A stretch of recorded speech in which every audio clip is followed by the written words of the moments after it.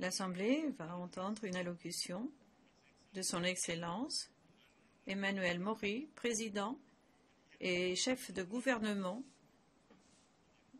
des États fédérés de Micronésie. Je prie le protocole de bien vouloir accompagner Son Excellence.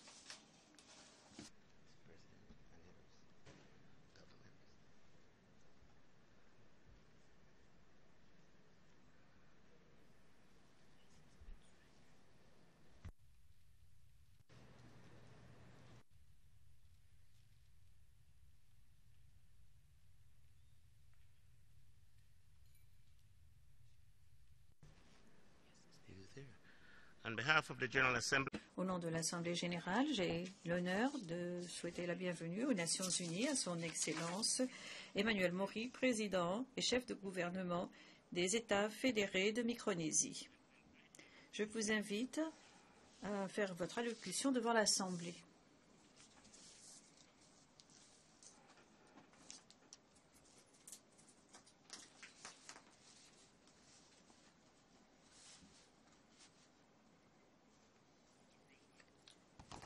Monsieur le Président, Monsieur le Secrétaire général, Excellences, Mesdames et Messieurs. Monsieur le Président, je vous félicite pour votre élection à la tête de la 69e session de l'Assemblée générale. Je vous remercie et je remercie également le Président sortant, Monsieur John H., pour votre direction. Je dois également féliciter notre secrétaire général, Monsieur Ban Ki-moon. Il a su parfaitement être à la hauteur de l'énorme tâche associée à sa charge élevée. Permettez-moi d'exprimer ma sympathie aux familles des victimes des événements tragiques et effroyables qui se sont récemment déroulés dans le monde. Je pense aux passagers du vol 17 de Malaysia Airlines, aux décapitations récentes par l'État islamique, aux victimes de l'épidémie d'Ebola et de catastrophes naturelles. Nous n'oublierons jamais ces tragédies et ces pertes en vie humaine. Je me sens très honoré de m'adresser à cette salle pour la dernière fois en tant que président de ma nation insulaire, les États fédérés de Micronésie. Comme mes prédécesseurs, je viens dans le plus grand respect de cette honorable institution. Cette organisation mondiale est parfaitement adaptée pour répondre aux problèmes urgents de notre famille planétaire. Monsieur le Président, je suis venu aux Nations unies poussé par ce que nous dicte la conscience. Nous sommes tous le produit de la création de Dieu sur la terre. Les bienfaits de la mer, de la terre, de la nature nourricière n'ont pas de prix. Nous avons tous l'obligation de gérer ces richesses de façon viable. Il y a plus de 30 ans, les petits États insulaires ont appelé l'attention des Nations unies sur la question des changements climatiques. Certains membres de l'organisation nous ont critiqués parce que nous nous concentrions trop sur les changements climatiques et l'élévation du niveau de la mer. Mais ces questions ont une influence sur toutes les décisions que nous prenons et touchent à tous les aspects de la vie de nos îles. Dans le monde entier, les effets mortels des changements climatiques sur l'environnement deviennent de lourdes réalités. Certains peuvent parler de ces phénomènes comme si c'était des menaces pour l'avenir, mais pour nous, dans les petits pays insulaires en développement, on connaît déjà les effets de ces phénomènes qui sont bien plus graves que ceux que la science avait prévus. La Micronésie, cela veut dire petites îles. Nous avons des atolls qui ne s'élèvent qu'à quelques mètres au-dessus du niveau de la mer. D'après le 5e rapport d'évaluation du GIEC, les changements climatiques dus aux activités de l'homme entraînent une élévation du niveau de la mer, à des typhons plus fréquents et plus intenses et à de graves sécheresses. Un petit relèvement du niveau de la mer peut représenter une catastrophe pour les atolls de la Micronésie. Nos îles ne contribuent pratiquement pas aux causes des changements climatiques et pourtant c'est nous qui devons subir les contre-coups des effets négatifs de ces changements climatiques. Ces changements climatiques menacent notre sécurité alimentaire et en eau, la santé de nos populations, la santé de nos océans et de nos récifs de corail, notre biodiversité et même l'existence même de nos nations insulaires. Et que faisons-nous pour contrecarrer ce phénomène collectivement pour que les petites îles survivent? L'Alliance des petits États insulaires défend l'idée que l'on limite le réchauffement mondial bien en deçà de 1,5 degré Celsius au-dessus des températures qui régnaient avant la période industrielle. Mais pour cela, il faut prendre des mesures immédiates. Toutes les parties prenantes doivent participer à cet exercice. Les petits États insulaires ne doivent pas être appelés à lutter contre les effets des changements climatiques tout seuls. Nous soutenons d'ailleurs à cet égard l'initiative lancée récemment par la Banque mondiale sur la tarification du carbone. L'année prochaine, la 21e conférence des parties se tiendra à Paris et établira un nouveau traité sur les changements climatiques qui entrera en vigueur en 2020. Néanmoins, le PNUE a identifié une lacune pour ce qui est des émissions pour l'avant 2020. C'est pourquoi l'Alliance a aussi fait une proposition importante en ce qui concerne le plan de travail pour renforcer cette ambition en ce qui concerne l'atténuation afin de combler cette lacune. La Micronésie a fait une proposition tout aussi importante qui consiste à amender le protocole de Montréal pour réduire la production et la consommation de HFC, qui sont des gaz à effet de serre très puissants. Cette action peut empêcher une augmentation de 0,5 degrés Celsius de la température mondiale dans le monde d'ici la fin du siècle. Si l'on réduit les HFC et d'autres particules polluantes à vie courte, on peut réduire le taux d'élévation du niveau de la mer de 25%. Cette atténuation à court terme donnera aux atolls du monde une nouvelle chance de survie.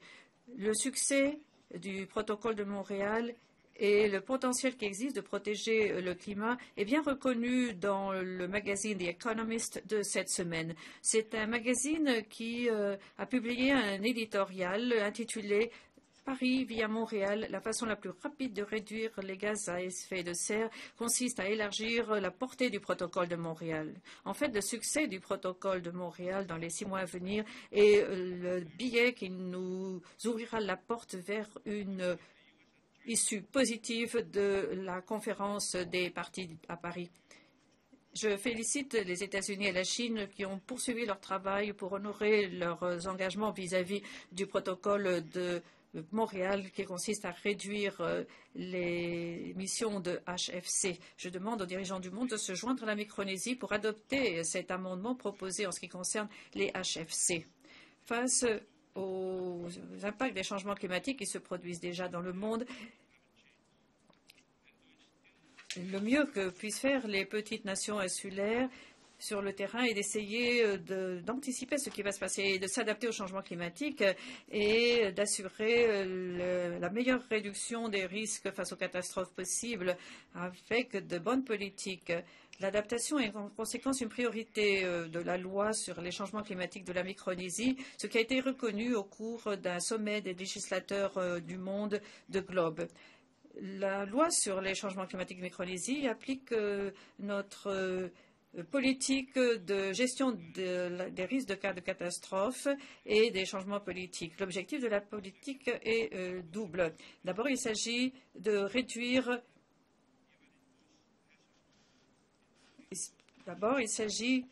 réaliser la croissance économique et l'autonomie dans le cadre du développement durable. Deuxièmement, il s'agit de réduire au minimum les risques associés aux risques naturels et provoqués par l'homme, y compris ceux qui sont associés au changement climatique.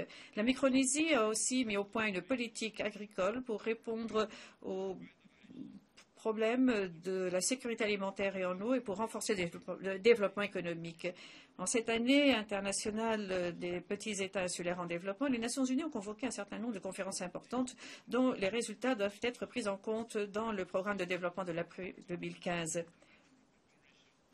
À cet égard, je signale l'importance capitale de la mise en œuvre des orientations de Samoa, dont l'objectif est de stimuler le développement ultérieur et durable des petits États insulaires en développement en passant par des partenariats durables et authentiques.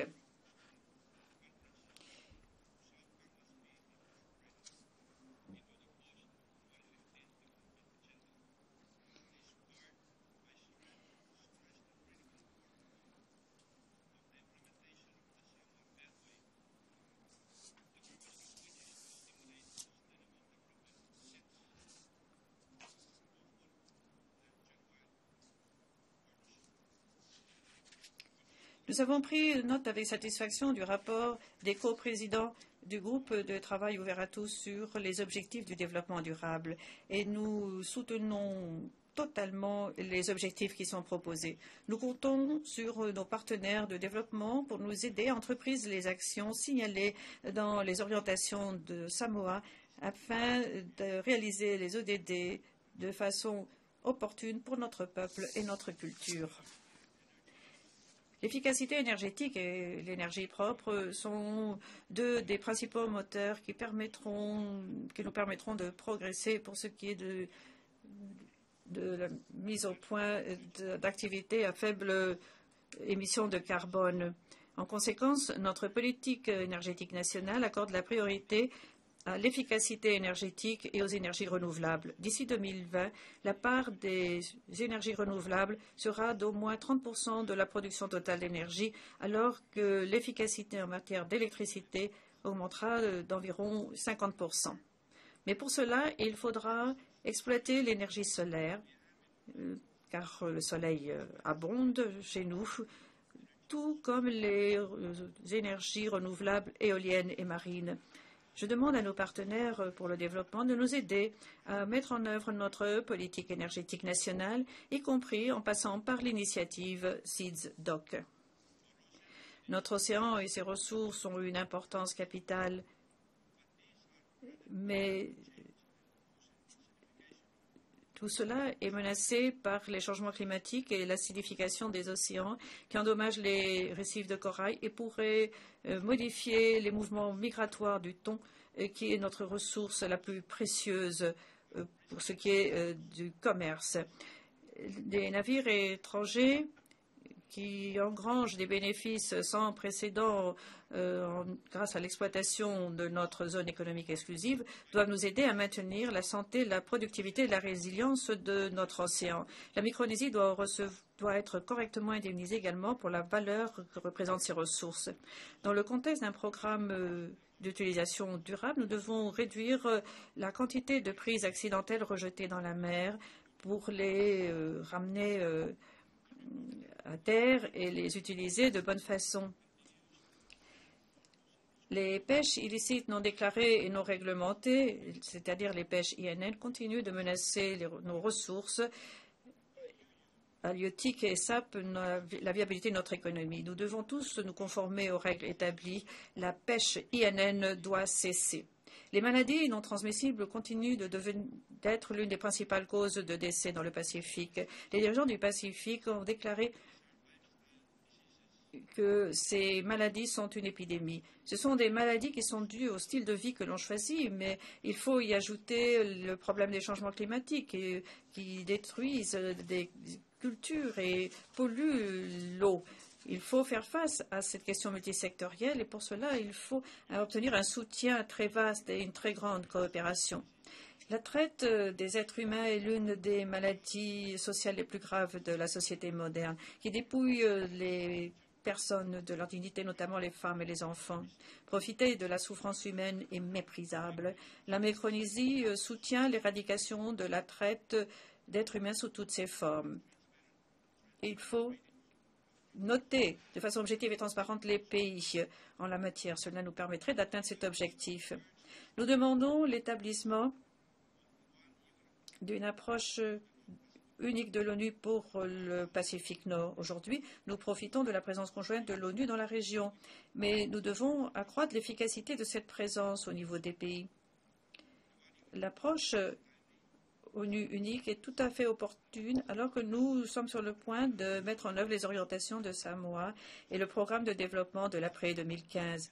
Cela nous aidera à examiner nos orientations nationales. Les Nations Unies avaient fixé 0,7% du produit national brut d'APD pour les pays développés, mais la plupart des pays développés n'honorent pas cet objectif. Les petits États insulaires en développement se heurtent à des défis uniques dus à cause de nos vulnérabilités extrêmes, y compris face au changement climatique. Il est nécessaire de bénéficier d'une assistance financière et technique de la part de nos partenaires de développement. Ceci est plus vrai aujourd'hui que jamais auparavant, notamment pour ce qui est du développement des ressources humaines et le renforcement des capacités de nos institutions nationales. Des mécanismes financiers internationalement concertés tels que le Fonds vert pour le climat doivent être exploités au maximum et même renforcés pour soutenir le programme de développement de l'après 2015. Nous félicitons l'Allemagne, la France et 6 autres nations qui ont engagé des sommes concrètes et nous demandons que cet argent soit vraiment livré par ces pays, ainsi que par d'autres grandes puissances économiques qui sont également de grands pollueurs. Mon gouvernement a libéralisé son système de télécommunications et la Banque mondiale nous fournit une assistance sous forme de dons pour installer un système fibre optique de pointe dans mon pays. Mais pour cela, c'est une infrastructure tout à fait nécessaire qui encouragera notre développement économique et social. Nous continuons de nous tourner du côté de la Banque mondiale, de l'UIT, de la Banque asiatique de développement et d'autres partenaires de développement pour accélérer la mise en œuvre de ce nouveau système et pour assurer la cybersécurité. La réforme du Conseil de sécurité attend depuis bien trop longtemps. Un Conseil réformé devrait refléter les réalités politiques d'aujourd'hui. Il serait inconcevable d'avoir un nouveau Conseil sans siège permanent pour le Japon, l'Allemagne, le Brésil et l'Inde, ainsi que pour une représentation africaine. La Micronésie est certaine que l'ONU saura maintenir la paix et la sécurité internationale. L'ONU brille comme la lumière d'un phare pour ceux qui souffrent des ravages de la guerre. La Micronésie condamne les massacres insensés où qu'ils se produisent. Le Moyen-Orient est un foyer de tension particulier qui mérite l'attention de cet auguste organe. La paix réalisable avec le respect mutuel et la stabilité économique, et non par le recours à l'utilisation de civils comme boucliers. La Micronésie se tourne également du côté des Nations Unies pour répondre avec efficacité aux menaces pour la sécurité mondiale que représentent les changements climatiques. La Micronésie a joué un rôle actif dans le processus de négociation sur les changements climatiques et le développement durable au niveau international. Nous continuerons de chercher des solutions à ces défis parce que nous sommes convaincus que c'est là notre obligation, une obligation morale. Nous devons protéger la nature nourricière et ses richesses. Tous les pays doivent travailler de concert pour protéger l'avenir de nos enfants. Je vous remercie, Monsieur le Président.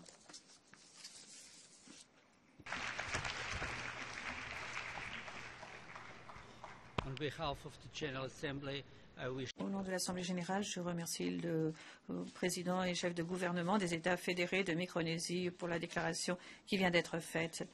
J'aimerais prier les représentants de garder leur place alors que nous saluons le président.